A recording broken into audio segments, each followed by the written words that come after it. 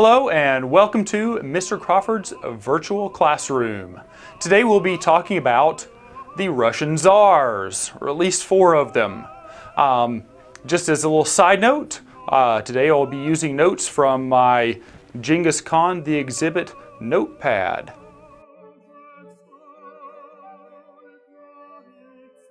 So, the first guy that we're going to talk about is Ivan III, also known as Ivan the Great. And we'll get into why he is known by that in just a couple minutes. But first, a little backstory about Ivan III. He was tall, he was thin. This is actually kind of common among the Russian Tsars. But he was raised as a warrior. By the time he was 12 years old, he was commanding the troops of Moscow. And what we do have to keep in mind that there is no such thing as Russia at this point.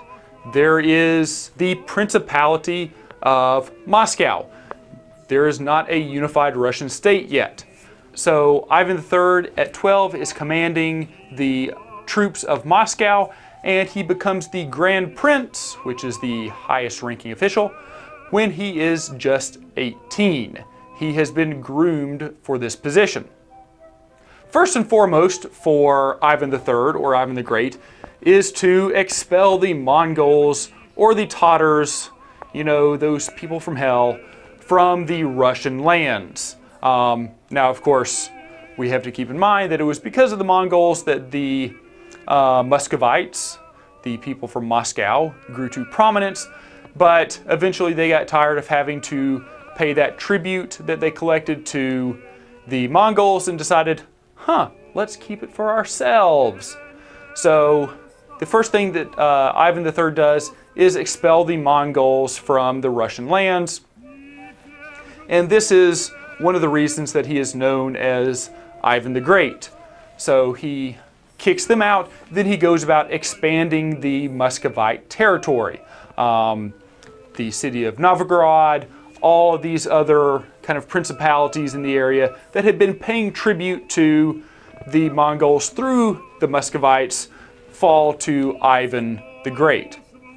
And once he has consolidated some power, he starts to strip the boyars, and that is the group of upper nobility in Russia, of some of their power, thus creating a more centralized administration and more power for the Grand Prince of Moscow. So in this over 40 years that Ivan III reigned, he did basically create the Russian state as we know it today. Of course, it's much larger, but he created the basis for that Russian state that we know now. The second guy we're going to talk about is Ivan IV, aka Ivan the Terrible. However, this is a result of translation. In Russian, he is known as Ivan Grozny, which could be translated as terrible, but also awe-inspiring or awesome. So, we will kind of figure out whether he is terrible or awesome in just a few minutes. But Ivan IV is the grandson of Ivan III, and his father died when he was 3 years old, thus making him, at that age, the Grand Prince. However, his mother is going to serve as the regent early in his life, and regent just means that she rules in place of an underaged child. So he was underage, so his mother ruled as a regent in his stead. Well, the first thing that we might use to judge whether he is awesome or awful is that his mother was purportedly poisoned, and that is when he actually came to be the ruler in his own right. So, there is that. But then we have some other evidence pointing toward Ivan IV as an awesome guy. And got a little bit of a list here. He is going to create a detailed legal code. He is going to reorganize the administration of the government to improve its function and its efficiency. He is going to create an advisory council, and this is going to be the predecessor to the Russian parliament, the Duma, and some of this advisory council is actually made up of elected officials. So, very progressive for the 1500s. He is going to improve relations with Europe, the European countries that Russia started to drift away from due to their occupation by the Mongols. And lastly, he is going to strengthen the Russian Orthodox Church. He is known as a very devout person. However, there are also some aspects that are not so positive that maybe lead to this terrible or awful connotation with his name. The first is something called the Oprichnina, and this is a system, or basically a systematic purge of the boyars, the upper nobility, and he moved them all, or not all of them, but he would move the ones that he did not like to a special area where they were kind of kept under watch, and every once in a while several of them would die. In fact, over the course of this Oprichnina, it is thought that several thousand people, mainly these boyars, perished. And the group that he had carry out these deeds were called the Oprichniki. These guys right here. No, wait a second. That's the Nazgul, for our Tolkien fans. But there is a similarity. They were known to wear all black. They were known to ride black horses. They covered their faces. There's also reports that they carried brooms to represent sweeping away the memory of people. And also there are some somewhat unsubstantiated rumors that they carried around dogs' heads attached to their horses. So these were bad dudes. In fact, eventually Ivan IV is going to realize that they are out of control and he is going to disband them, period. But the ultimate result of this Oprichnina is that the nobility, the boyar's power is reduced and Ivan IV's power is increased. So, the last years of Ivan IV are rather tragic. In the last 9 years of his life, he had 5 wives, and none of them met pleasant ends. Also, and perhaps the worst thing to happen for the Russian state is that Ivan IV killed his most capable heir in a fit of rage, as is depicted here. And this unfortunately left the mentally handicapped son to rule after Ivan's passing, which is going to lead to the time of troubles, which you have read about. So ultimately, I will let you decide whether Ivan IV deserves to be called Ivan the Terrible or Ivan the Awesome.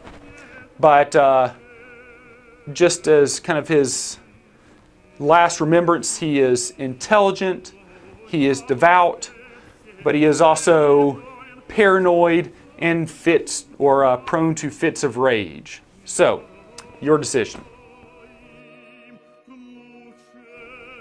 Out of this time of troubles, a new Russian dynasty is going to come to power.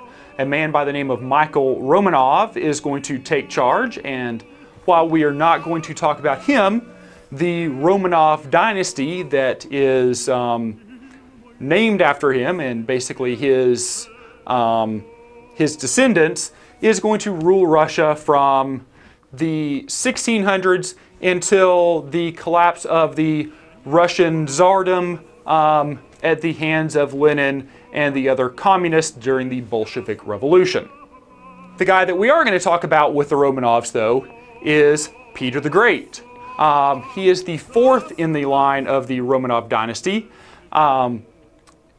He is, just picture this, he's 6'8", kind of skinny, but well taller than most of the people at that age, so he could literally look down on people, and this definitely caused quite a bit of intimidation of him. And just like the previous Tsars, he is intelligent, but particularly with Peter the Great, he also can be very crude and unrefined. In fact, it's said that he preferred the clothes of the peasants to the typical royal attire. He drank heavily, and he was known for his crude jokes, those that are not acceptable in polite company. Now, if there's one main thing that we recognize about Peter the Great, it is his attempts to westernize Russia. Early in his life, he takes a trip through Western Europe, and they are beyond the Enlightenment, modernizing the very beginnings of industrialization, and this is what he wants to do with Russia.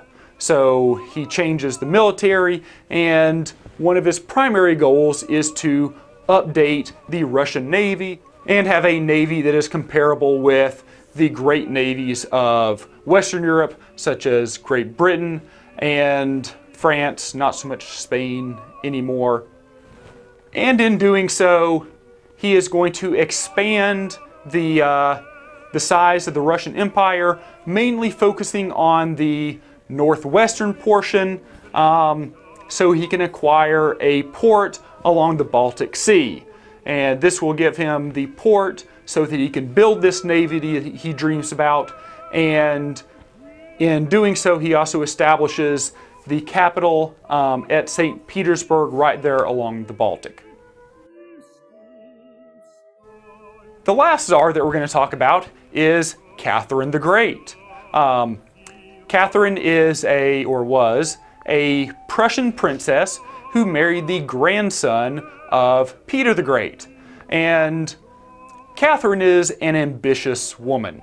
She is not pleased with the way that her husband is running the Russian government or managing the empire, so she manages to obtain the loyalty of the military and some of the other factions within the Russian government, and she orders the execution of her husband, thus becoming the Tsarita. Just like Peter the Great, a lot of Catherine the Great's focus is on westernization and expansion. She is going to expand the borders of the Russian Empire even more, and she is also going to promote Western-style arts and science in Russia, leading to what is known to some people as the Age of Russian Enlightenment. One of the other things that she is known for is being very friendly and very good to the Russian nobility, giving them favors, being lenient with the nobility in terms of taxes. Unfortunately, tax money and military participation has to come from somewhere, so this puts a greater deal of pressure on the serfs, and this is going to eventually lead to a peasant revolt called the Pugachev Rebellion. It is not successful, but it is indicative of the treatment of nobility that Catherine extends. Now, just as a a little bit of a side note, not necessarily historically important, but it's fun to have some interesting facts every once in a while. Catherine the Great is egotistical. She can be domineering, and she can also be licentious, which is a good vocabulary word for you guys. For those of you who do not know what that means, here's a little context clue for you. Throughout her life, she had numerous affairs before her husband was executed and after. And even when she was in her advanced age, she was known to keep young men around for her pleasure. So, figure it out. That concludes this edition of Mr. Crawford's Virtual Classroom. I hope you guys enjoyed it, and I will see you next time. Later.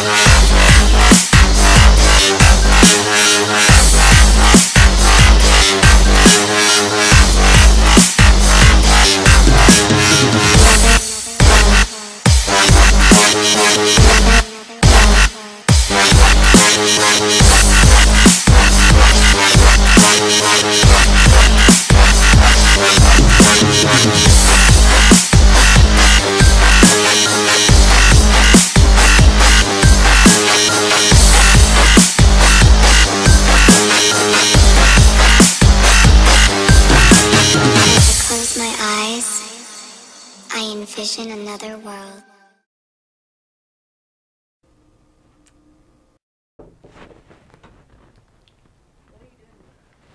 Recording a video for my classes. Where is Mr. Wheeler? I do not know. Not in here.